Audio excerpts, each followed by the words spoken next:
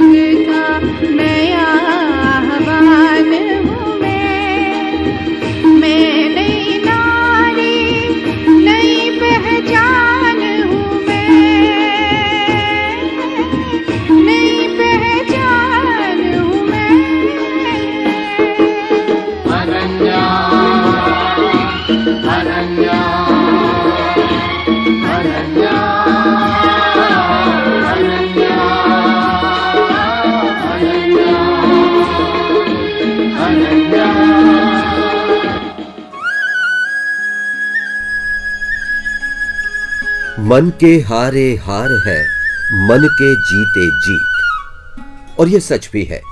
अगर हम हालात के आगे मजबूर हो जाएं, तब जिंदगी में सिर्फ नाकामी ही हाथ आती है। लेकिन अगर हम हालात पर काबू पाते हुए आगे बढ़ें, तब नाकामी नहीं, सफलता कदम चूमती है। दिल्ली के एक जाने माने अस्पताल में जनसंपर्क अधिकारी और एरोबिक्स प्रशिक्षक प्रीति मोंगा ने भी यदि जिंदगी की कड़वी सच्चाई के आगे सर झुका दिया होता, तो शायद आज दूसरे लोग उनसे प्रेरणा ना पाते। बचपन में ही आंखों की रोशनी खो देने वाली प्रीति ने माता पिता के प्रोत्साहन और कड़े परिश्रम से कई क्षेत्रों में सफलता की गाथाएं लिखी।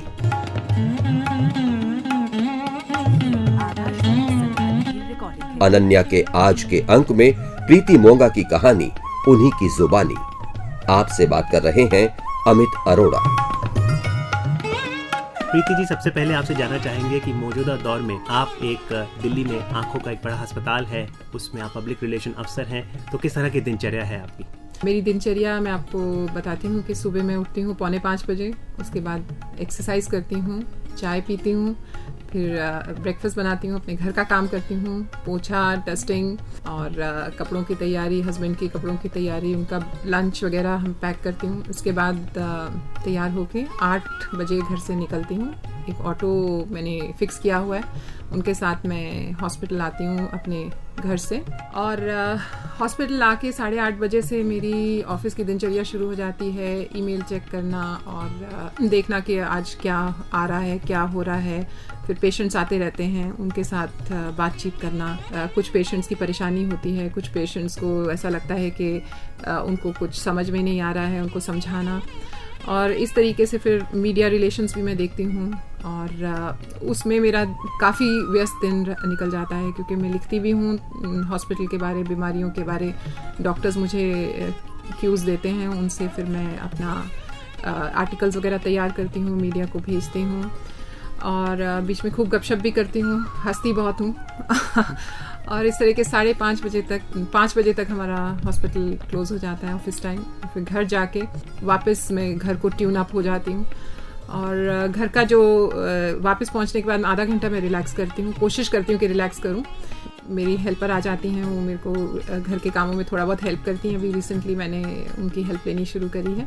और फिर मैं अपना पर्सनली भी, क्योंकि मैं जर्नलिज्म में मेरे को राइटिंग का बहुत शौक है, लिखने का बहुत शौक है। अपने एक्सपीरियंसेस जितने भी हैं मेरे, मैं चाहती हूँ किसी ना किसी तरीके से मैं सबके साथ शेयर करती रहूँ। तो मेरे पास कंप्यूटर है, अब जो बोलता है बोल के मेरे को बताता है, तो मैं कंप्यूटर पे लिखती रहती हूँ आर्टिकल्स। मैंने एक किताब भी लिखनी शुरू करी है, अपनी लाइफ स्टोरी। तो फिर मेरे हस्बैंड आ जाते हैं और फिर खाना खा के बस फिर वो दिन ख़त्म हो जाता है, वहाँ अगले दिन की तैयारी।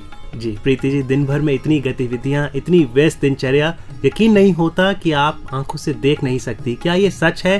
क्या आपकी आंखों में कोई भी प्रॉब्लम है? हाँ बिल्कुल, मैं बिल्कुल भी देख नहीं सकती हूँ।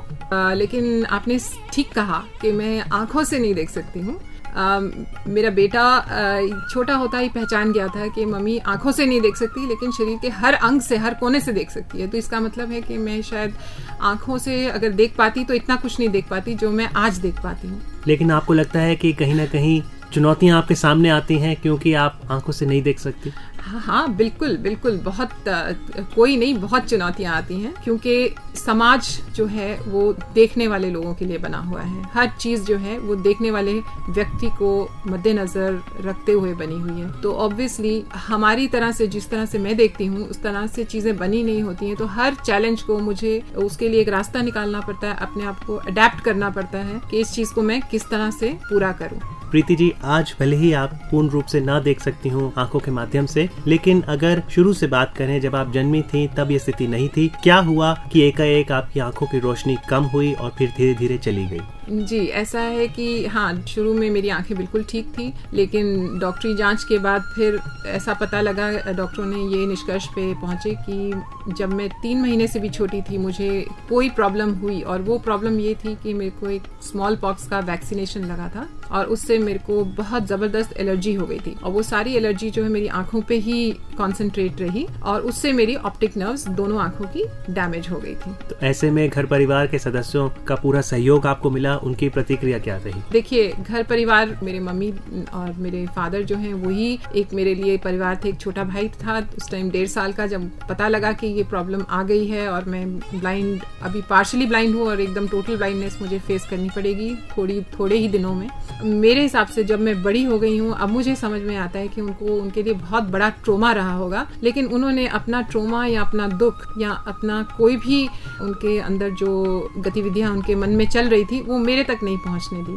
मुझे कभी भी ऐसा नहीं लगा कि मेरे साथ कोई कमी है या मैं डिसेबल्ड हो गई हूँ, या उन्होंने मुझे ऐसे बिल्कुल भी ट्रीट नहीं किया कि मेरे साथ कुछ फर्क आ गया है। बिल्कुल नॉर्मल चलते रहे और मेरी मदर ने मेरे को सब कुछ सिखाया, मेरे फादर ने मुझे सब कुछ सिखाया। हालांकि मैं 9 साल की थी तब से किचन का काम भी सिखाना शुरू किया और हर रोज की डस्टिंग मेरे हिस्से आती थी और मुझे बहुत गुस्सा आता था तब कि मम्मी मेरे ऊपर तरस नहीं खाती, मेरे को कम दिखाई देता है। लेकिन मेरी मम्मी, शायद उन दोनों ने बहुत स्ट्रेंथ दिखाई। आज मैं इस चीज़ की वैल्यू कर पा रही हूँ, लेकिन उसी चीज़ के चलते हुए आज मैं आप लोगों के साथ इस तरह से मुस्कुरा के बात कर रही हूँ और अपना खाना खुद बना के आई हूँ। ये बहुत ही एक अहम चीज़ है जो मैं चाहती हूँ कि सब लोग, कभी भी किसी के जीवन में कभी भी ऐसा मौका आए कि उनके आगे बच्चे या कोई भी फैमिली मेंबर को किसी भी तरह की विकलांगता या किसी भी तरह की कमी हो, उसको अलग नहीं कर देना चाहिए, उसको वहीं सम्मिलित रखें, मेन स्ट्रीम में अपने परिवार में ही समा के रखें। मदद जरूर करें लेकिन उन्हें कमजोर ना बनाएं, विकलांग ना बनाएं। यानी छोटी ही उम्र में आपने ये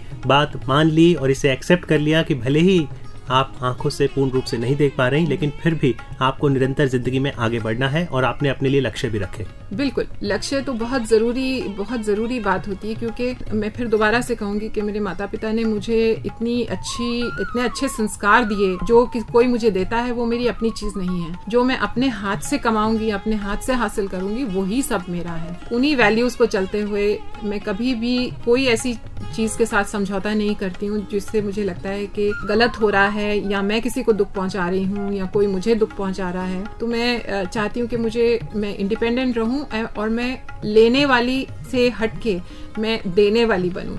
प्रीति जी, जब आप स्कूल में थी तो किस तरह के अनुभव रहे? क्या आप एक शरारती स्टूडेंट थी? किस तरह की पढ़ाई के अनुभव रहे आपके? मैं शरारती तो कभी भी नहीं थी, मैं एक बहुत डरपोक सा बच्चा थी और मुझे उधर भी हमेशा लगता था कि मैं जैसे दूसरे बच्चे कर रहे हैं वैसे मैं करूं, लेकिन मुझे ये समझ में नहीं आता था कि मैं वो सब नहीं कर पा रही हूँ क्योंकि मुझे दिखाई नहीं दे रहा है। लेकिन मेरे मन में हमेशा उमंग रहती थी कि जैसे मेरे बच्चे बाकी भाग दौड़ रहे हैं, खेल रहे हैं, तो मैं भी कोशिश तो करती थी कि साथ रहूं, चलती फिरती रहूं साथ उनके, और कुछ अच्छी फ्रेंड्स मिल जाते थे जो मुझे समझते थे और मुझे अपने साथ रखते थे। पर मैंने एंजॉय बहुत किया, लेकिन कई बच्चे मुझे पीछे छोड़ जाते थे, मेरे से छुप जाते थे और मुझे फिर अंधा कह के भी बुलाते थे, तो मुझे बहुत दुख होता था। और खास करके टीनेज के टाइम में क्लास 6, 7, 8 में मैं घर आती थी, रोते हुए आती थी। दिल्ली के एक बहुत अच्छे कॉन्वेंट स्कूल में थी मैं, और वहां से रोते हुए घर आती थी कि मुझे बुरा लगता था, हीन भावना सी आने लगती थी। एक फेमस शेर है जो दोनों मेरे मम्मी डैडी मुझे सुनाते थे कि खुद ही को कर बुलंद इतना कि हर तदबीर से पहले खुदा बंदे से खुद पूछे बता तेरी रजा क्या है। तो तुम्हें वहां तक पहुंचना है। आज मुझे पूछते हैं लोग, ऐसा नहीं है, बहुत अच्छे दोस्त हैं और कोई भी मुझे अंधा कह के शायद नहीं बुलाता।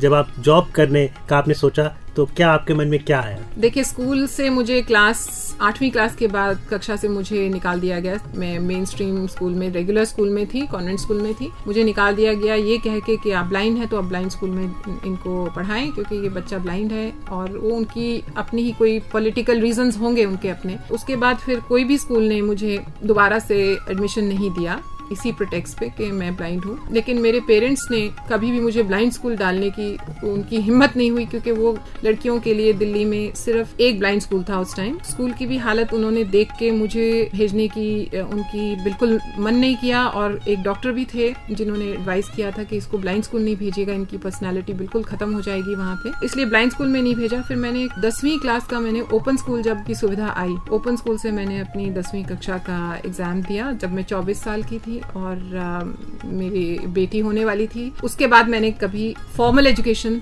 में नहीं ले सकी। जब आप 24 साल के आसपास थी तब आपने शादी करने का फैसला भी किया? शादी करने का तो हमारे समाज ये कहता है कि लड़की 20-22 की हो गई तो इसके लिए लड़का ढूंढना शुरू करो। तो शादी तो मन में थी, तो मुझे भी लगता था कि देखिए मैं भी अच्छी ऊंची लंबी सुंदर लड़की हूँ, तो मुझे भी लड़का मिल जाएगा, मैं भी शादी करूंगी, अच्छी हाउसवाइफ बनूंगी, अच्छी माँ बनूंगी। लेकिन जिस टाइम शादी का समय आया तो वो सब सपने मेरे चूर चूर हो गए, क्योंकि तब मुझे समझ में आया कि कोई भी लड़का मेरे से शादी करने के लिए तैयार था ही नहीं। अरेंज मैरिज तो भूल जाइए, गलती से एक बार मेरे ग्रैंडफादर ने मेरी शादी अरेंज करने की कोशिश करी थी। उसमें कई लोग आए, क्योंकि हमारा फैमिली इतना अच्छा था, मैं दिखने में भी इतनी बुरी नहीं हूँ, तो काफी लोग आए। लेकिन वो आते ही चले जाते थे, जैसे ही उनको पता चलता था कि मैं ब्लाइंड हूँ तो वो आगे बात करते ही नहीं थे। पर फिर भी मुझे लगा कि शायद कोई ऐसा मिलेगा जो मुझे मेरे लिए चाहेगा, और ऐसा ही हुआ। और 23 साल की उम्र में 82 में मेरी शादी हुई। जी बिल्कुल सही। और श्रोताओं को हम बताते हैं, जैसा आपने कहा कि मैं दिखने में बिल्कुल बुरी नहीं हूँ, बहुत खूबसूरत है माशाल्लाह आप। तो उसके बाद जब काफिला आगे बढ़ा तो किस तरह की चुनौतियां सामने आई, और फिर क्या एक ऐसा दौर भी आया जहाँ पर आपको लगा कि पैसों की तंगी है, मुझे कोई नौकरी करनी चाहिए, और आपका रुझान एरोबिक इंस्ट्रक्टर की ओर हुआ? जी, ये एक बहुत इम्पोर्टेंट टाइम था मेरी लाइफ में, जिसमें मेरी शादी हुई। तो शुरू में तो मेरे हस्बैंड अच्छे लग रहे थे कि बहुत अच्छे इंसान हैं, उन्होंने मेरे से शादी करी और मैं काफी उनसे बहुत प्यार भी करती थी। लेकिन शादी के अगले दिन ही मुझे समझ में आ गई थी, कुछ ऐसे सर्कमस्टांसेस हुए कि ये शादी अच्छी नहीं चलेगी। लेकिन अब मैं उसमें से उस टाइम पे नहीं निकल पाई। चलते गए 2 बच्चे मेरे हुए, एक बेटी और एक बेटा। जैसे जैसे समय गुजरता गया मुझे समझ में आ गया कि मुझे ही कुछ करना होगा, क्योंकि मैं अपने बच्चों की जीवन और अपने जीवन और अपने पूरी परिवार का जीवन एक इस शादी के कारण बर्बाद नहीं होने दूंगी। और उस टाइम मुझे लगा कि सबसे पहला कदम ही होना चाहिए कि मैं पहले अपने आप को आत्मनिर्भर बनूं, इकोनॉमिकली मैं कुछ कमाई कर सकूं, तभी तो मैं अपने बच्चों का बोझ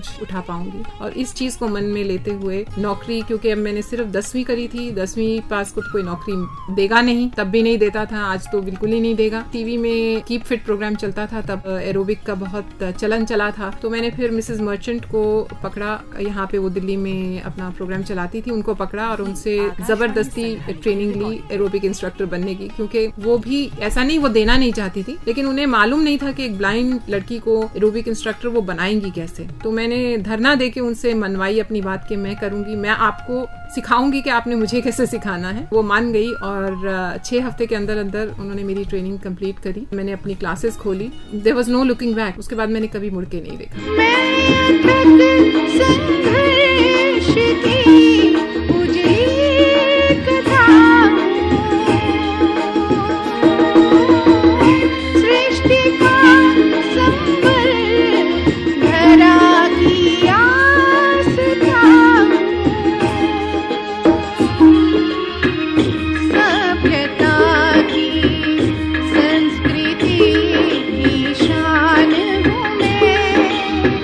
तो शुरू में जब आपने एरोबिक्स की तो क्या ये सही है कि आपकी मम्मी ने कहा कि आप मोटी हैं तो चलिए फिटनेस के लिए आप कुछ कीजिए? बिल्कुल बिल्कुल, मैं मोटी भी थी तो मम्मी मेरी हमेशा कहती, खाने का शौक आज भी है और तब भी था, और मम्मी हमेशा कहती थी कि देखो तुम सुंदर हो, तुम लंबी हो, सब कुछ हो, लेकिन मोटापा जो है इसको तो ठीक कर सकती हो, आंखों का तो अब हम कुछ नहीं कर सकते, है ना, तो जो कुछ आप ठीक कर सकती हो इसको करो। तो इसलिए एक्सरसाइज से मेरा इंट्रोडक्शन मेरी मदर ने ही कराया था, वो भी ये प्रोग्राम्स के जरिए। तो प्रीति जी, हमारे जो श्रोता इस समय हमें सुन रहे हैं उन्हें भी थोड़ा बताइए कि एक्सरसाइज करना, व्यायाम करना क्यों जरूरी है, फिट रहना क्यों जरूरी है। छोटी सी बात है लेकिन ये बहुत दूर तक जाती है। जब तक एक महिला ही स्वस्थ नहीं हो, इस समाज की रीढ़ की हड्डी है, और वो जब रीढ़ की हड्डी कमजोर रहेगी या उसमें ही अस्वस्थता रहेगी तो उसका परिवार, समाज सब बिखर जाएगा। तो प्रीति जी, आप पहली भारतीय महिला बनी जो आंखों से नहीं देख सकती थी और एरोबिक इंस्ट्रक्टर का कोर्स आपने सफलतापूर्वक किया। लेकिन क्या ये बात सच है कि कोई भी चीज जब मोनोटोनस होने लगती थी तो आपको मजा नहीं आता था, आप बहुत जल्दी बोर हो जाती थी, और यही कारण है कि उसके बाद आप फ्रीलांस जर्नलिस्ट भी बनी, आपने खाद्य पदार्थों की मार्केटिंग भी की। बिल्कुल, ये ऐसा नहीं है कि मैं छोड़ देती हूँ, उसके साथ साथ मुझे लगता है कि मैं कुछ और भी करूँ जिससे मेरा मोटिवेशन बना रहे और मैं और भी बहुत कुछ मैं हासिल कर सकूँ और बहुत कुछ एक्सपेरिमेंट कर सकूँ। यही एक वजह थी, और मैं राइज भी करना चाहती थी क्योंकि खाली एरोबिक इंस्ट्रक्टर से इतना इनकम जनरेट नहीं हो पाता जिससे मैं अपने बच्चों को पाल सकती। इनफैक्ट ऐसा नहीं है, मुझे एरोबिक्स करते हुए देख के, मुझे वो क्लासेस चलाते हुए देख के खुद ही मेरे पास जॉब के ऑफर्स आते हैं। तो उसके बाद जब आप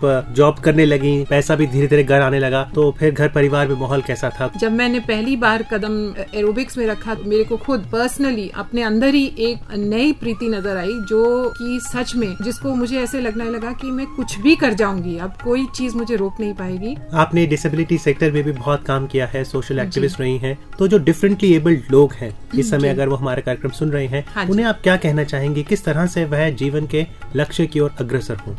डिसेबिलिटी तो कहीं भी आ सकती है, किसी को भी किसी वक्त पे भी डिसेबिलिटी हो सकती है, ये तो हम नहीं बता सकते हैं। कोई भी नहीं चाहता कि उसके घर में, उसके चाहने वाले या उसके परिवार में कहीं भी डिसेबिलिटी आए, लेकिन ये तो हमारे हाथ में नहीं है, तो कभी भी किसी भी तरफ आ सकती है। तो मेरा सिर्फ एक संदेशा है कि डिसेबल्ड अगर कोई हो जाए, अगर कोई है, तो उसको कभी भी अपने से अलग नहीं समझिएगा, और डिसेबल्ड को भी मेरा यही कहना है कि अपने आप को अलग मत समझिएगा। आपके पास सिर्फ एक डिसेबिलिटी है या दो हैं, बाकी तो आप सारा शरीर जो है वो कारगर है, वो चल सकता है। उसको पॉलिश कीजिए, उसको आगे बढ़ाने की कोशिश करिए, अपने जितने पॉजिटिव पॉइंट्स हैं उसके साथ आगे बढ़ जाइए। प्रीति जी, आप इसके अलावा कम्युनिकेशन क्लासेस भी लेती हैं, किस तरह से पर्सनालिटी डेवलप हो, लोगों को सिखाती हैं कैसे वो अपने आप को ड्रेस करें, कंडक्ट करें, थोड़ा उसके बारे में बताइए। मेरी टीचर मेरी मदर रही हैं और मेरी एक मामी हैं, वो रही हैं। उन्होंने मेरे को हर एक चीज की डिटेल में मुझे बचपन से सिखाया कि देखो, सीधा चलना है, अच्छी से बैठना है, किसी से बातचीत करनी है, एक प्लेजेंट पर्सनालिटी रखनी है।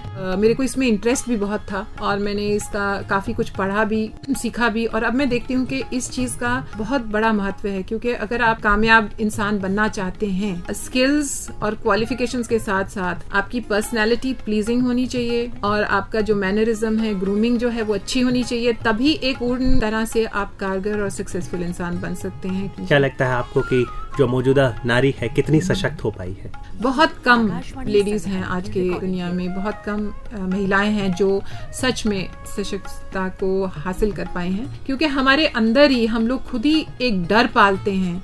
हम लोग, वो हमारे पेरेंट्स से आता है, हमारे घर वालों से, हमारे समाज से एक औरत को डरना सिखा दिया है। जो ये डर है, ये बहुत बड़ा हैंडीकैप, ये बहुत बड़ी डिसेबिलिटी है, और ये जब तक इस डर को हम हटाएंगे नहीं। देखिए, गलत करना बुरी बात है, किसी से जाके लड़ना इसका मतलब ये नहीं कि आपका डर हट गया। अपने आप से, अंदर से जो आप कर रहे हैं, सोच समझ कर आगे बढ़ते जाइए। अगर आप कुछ गलत नहीं कर रही हैं, आप बिल्कुल अच्छी से आगे बढ़ें, ये डर हटा दें, क्योंकि ये डर हमें पीछे खींचता जा रहा है। और इस डर को हटाने के लिए क्या करना होगा? इस डर को हटाने के लिए अपने ऊपर यकीन करना होगा, अपने वैल्यूज, अपनी एजुकेशन, अपने जो अंदर आपके संस्कार हैं, उनके ऊपर पूरा हमें भरोसा रखना होगा। फिर भगवान के ऊपर भरोसा रखना होगा और अपनी तरफ से कभी गलत कदम, गलत काम नहीं करें, सिर्फ इसका ध्यान रखना होगा और ये अपने आप डर निकल जाएगा। प्रीति जी, आपको शक्ति कहाँ से मिलती है? आप गुरु ग्रंथ साहिब को काफी मानती हैं। जी, मुझे गुरु ग्रंथ साहिब की हर एक पंक्ति में से शक्ति मिलती है। उसमें इतना कुछ साफ साफ लिखा हुआ है, और खाली गुरु ग्रंथ साहिब से ही नहीं, गीता में बहुत कुछ लिखा हुआ है। और मैं खास करके अपने लिए बोलती हूँ, मैं जब कुछ ऐसा सुनती हूँ तो मैं उसके ऊपर चलने की भी कोशिश करती हूँ। तो मुझे कहा जाता था कि भाई आप, मेरी मम्मी पाठ करती, मेरे डैडी भी ग्रंथ साहब का पाठ करते थे रोज, अभी भी करते हैं, और वो कहते थे एक भी इसमें से एक पंक्ति पे भी आप खरे उतर जाओ, एक पंक्ति को भी फॉलो कर लो तो जीवन समेटा जाएगा, अच्छी तरह आप जी सकेंगे। तो मेरे को मेरी शक्ति ग्रंथ साहब से मिलती है। मैं ऊपर वाले पे बहुत भरोसा करती हूँ, मुझे हमेशा लगता है कि वो मेरे अंदर है। और मैं उनको कभी अपने अंदर हर्ट नहीं होने देती हूँ, कोशिश करती हूँ। हाँ, गलतियां मैं भी करती हूँ, मैं भी इंसान हूँ, लेकिन कोशिश हमेशा ये करती हूँ कि ये ताकत बनी रहे और भी बढ़ती रहे। कोई ऐसी गलती बताइए जिस पर आपको डांट पड़ी हो आपके मम्मी पापा से। मेरे को मिर्ची खानी बिल्कुल पसंद नहीं थी, मैं तो थी बिल्कुल नहीं, मैं तो नहीं खाऊंगी, ऐसे मुंह बंद करके बैठी थी। तो एक चाटा पड़ा था और एक डांट पड़ी थी बहुत तेज। वो मेरा पहला और आखिरी डांट और चाटा था। उसके बाद मैं रही 3 दिन। लेकिन उसके बाद हाँ, मैंने मिर्ची खानी थोड़ी थोड़ी शुरू करी है, लेकिन मिर्च अभी भी पसंद नहीं है। पक्की बात है कि वो पहला और आखिरी चाटा था। आखिरी भी चाटा वही। बिल्कुल बिल्कुल। अच्छा प्रीति जी, आपने बड़ी व्यस्त दिनचर्या शुरू में हमें बताई थी, लेकिन जब आपको खाली समय मिलता है तो क्या करना पसंद है प्रीति मोंगा? मुझे पढ़ने का बहुत शौक है और मुझे पुराने गाने सुनने का बहुत, हिंदी फिल्म के और क्लासिकल गाने सुनने का बहुत शौक है। मैंने विशारद भी किया है सितार में और गंधर्व विश्वविद्यालय से। गंधर्व से। म्यूजिक का बहुत शौक है, तो मुझे म्यूजिक और रीडिंग जो है वो अच्छी लगती है। और मुझे कुकिंग का भी बहुत शौक है। मुझे खाना बनाना, अच्छे तरह के अलग अलग किस्म के अलग अलग प्रदेशों के देशों के खाने बनाने का शौक है। मुझे गप्पे मारने का बहुत शौक है। आज सुबह भी आप खाना बना के आई हैं, तो आपकी पसंदीदा डेलिकेसीज कौन कौन सी हैं? मेरे को कॉन्टिनेंटल मुझे खाना बहुत अच्छा लगता है। मुझे साउथ इंडियन खाना बहुत अच्छा लगता है। फिर मैं बोर हो जाती हूँ अगर मुझे डेली एक ही तरह का खाना मुझे मिलने लगे तो मैं उससे उब जाती हूँ। हफ्ते में मेरे रोज रात को अलग किस्म का, टोटली अलग, जैसे एक दिन दाल सब्जी बनी तो अगले दिन मटर आलू बनेंगे, तो अगले दिन राजमा बनेंगे। तो इस तरह से डिफरेंट तरह की खाने का शौक है। तो जैसा आपने कहा कि आपको म्यूजिक में भी शौक है, गीत संगीत की दुनिया में भी आपका रुझान है, तो यकीनन जब मटर आलू बन रहे हो, कोई भी सब्जी बन रही हो, तो आप गाती भी जरूर होंगी। हाँ। तो कुछ गा के सुनाइए कार्यक्रम में। मेरी वैसे गाना ऐसे कोई आ नहीं रहा है मन में जो मैं आपको सुनाऊं। आपका पसंदीदा गीत कौन सा है? मेरे सारे पुराने गाने जो मुझे अच्छे लगते हैं, जैसे उसने जाना इधर आई ना हूँ मैं तेरा, मैं सवारूंगा तुझे, सारे गम दे दे मुझे। ये गाना मुझे बहुत पसंद है क्योंकि मेरे जो हस्बैंड है अश्विनी अभी वाले, उन्होंने ये मेरा गा के सुनाया था। वो बिल्कुल नहीं गाते हैं तो मुझे ये बहुत पसंद है गाना, लेकिन मेरी आवाज क्योंकि फटती है तो मैं इसलिए गाती नहीं, बहुत खूबसूरत आवाज आपकी है और यकीनन जो श्रोता है जिन्होंने आपको सुना अभी वो वाकई बहुत खुश हुए होंगे। लेकिन ये बताइए कि विज्ञान ने इतनी तरक्की कर ली है और जैसा आपकी व्यस्त दिनचर्या चल रही है, कभी आपको लगता है कि कोई ऐसा ऑपरेशन हो और मेरी आंखों की रोशनी वापस आ जाए? नहीं, ऐसा नहीं लगता शायद, क्योंकि फिर मुझे रीट्रेन करना पड़ेगा अपने आप को। मुझे अपने आप को सिर्फ एक टाइम पे मुझे ऐसे लगता है जब मैं घर में अकेली होती हूँ और मुझे कहीं जाना आना होता है और मेरे पड़ोस में भी लोग नहीं होते हैं। वैसे मेरे तो नेबर्स बहुत अच्छे हैं, लेकिन वो लोग भी नहीं होते हैं, तो मुझे फिर लगता है कि मैं बंद गई, कि क्यों बंधी हूँ मैं अपने आप में। एक से दूसरी जगह मेरे को जाने में बहुत मुश्किल होती है, तो उसी टाइम मुझे लगता है कि वो मुझे दिखाई क्यों नहीं देता है। या फिर कुछ ऐसे लोग हैं, देखिए हर तरह का समाज में लोग होते हैं कि वो आपको देख के खुश नहीं रहते हैं। मैं आपको सच बताऊं तो मुझे ऐसा कोई दुख नहीं होता है कि मुझे आज दिखाई नहीं देती। तो आपके जो अनुभव हैं, आपका मन है कि वो आप जनता के साथ बांटें। बिल्कुल। इसके लिए आप क्या कर रही हैं? देखिए, मैंने एक अपना सिल्वर लाइनिंग्स करके एक सेल्फ हेल्प ग्रुप खोला है।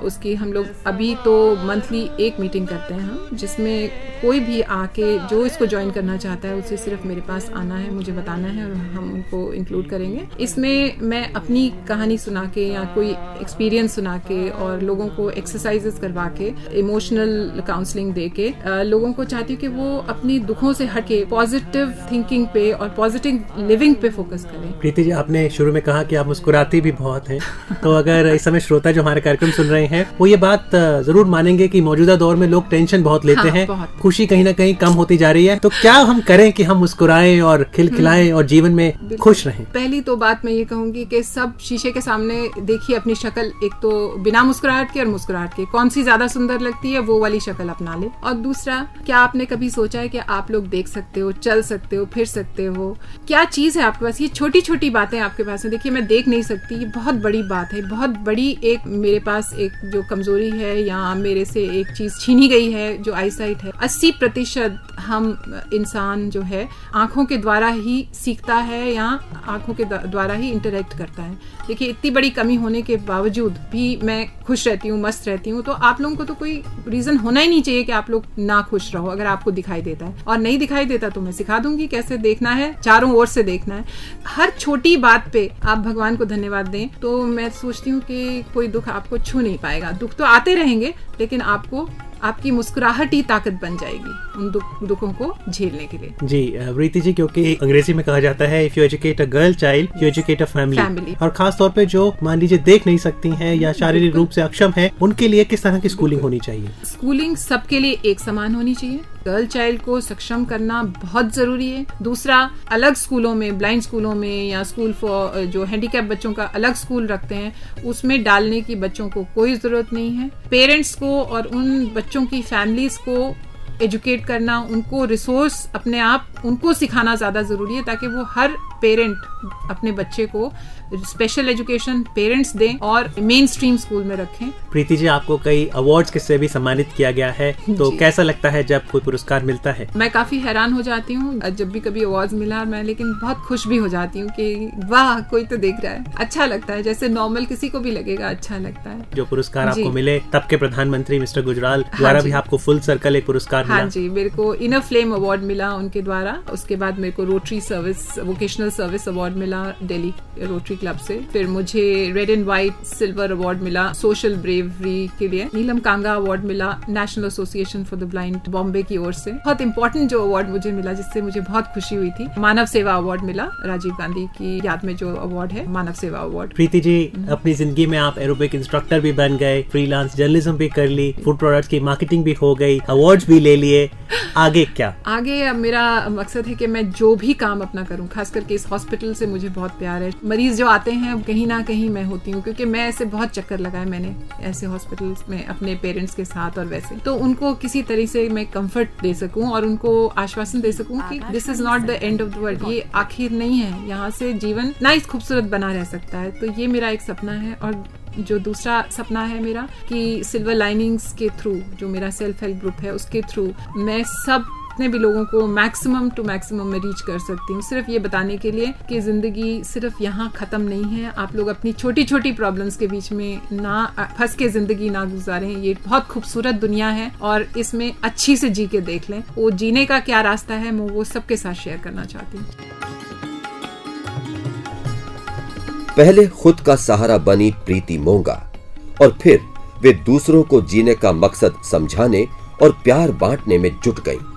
इस बात की पुष्टि की उन्हीं की सहकर्मी सुश्री गुरदीप ने। इसके लिए मेरे पास शब्द तो नहीं है, लेकिन मेरी जो भी कोई अच्छी चीज़ है या मेरी कोई बुरी चीज़ है, मेरा कुछ सुख है या दुख है, वो मैं इनके साथ शेयर करती हूँ। कई बार होता है टाइम इतना ज़्यादा बुरा आता है, इतना ज़्यादा अंधकार हो जाता है कि हमें लगता है कि रोशनी नहीं है, लेकिन प्रीति जी ने मुझे सिखाया है कि अगर अंधकार ज्यादा है तो एक किरण रोशनी की आती है, लेकिन वो आपके विश्वास से ही आती है। आज प्रीति मोंगा के जीवन का एक मकसद है, लोगों को ये एहसास दिलाना कि दुनिया खूबसूरत है और इसकी खूबसूरती को सिर्फ अपने तक सीमित न रखते हुए दूसरों से बांटने की राह कौन सी है, उन्हें ये बताना। ये सदी तेरे नाम करते हैं, ये सफर तेरे नाम करते हैं, तुझसे फैली हर तरफ रौनक, चांद तारे प्रणाम करते हैं। कोशिशों का सफर जारी रहे, कोशिशों का सफर जारी रहे, दुआ हम सुबह हो शाम करते हैं, दुआ हम सुबह हो शाम करते हैं। अनन्या अनन्या अनन्या अनन्या अनन्या अनन्या